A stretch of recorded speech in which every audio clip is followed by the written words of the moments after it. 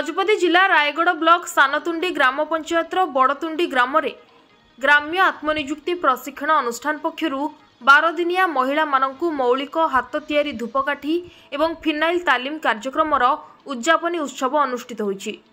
एही तालीम शिविर रे रेम्पी एवं बड़तुंडी ग्रामर मोट 35 जन महिला उक्त तालीम शिविर रे तालीम नै आसुथिले।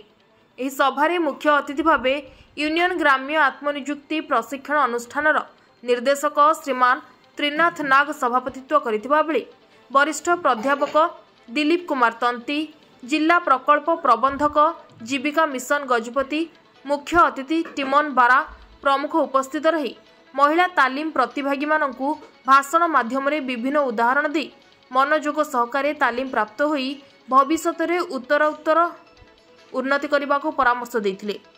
इस सभारे अनुष्ठित धूपकाठी तैयारी प्रशिक्षिका श्रीमती प्रियदर्शिनी स्वाई एवं श्रीमती बापिनी कार्जी सह एमबीके उपस्थित थिले।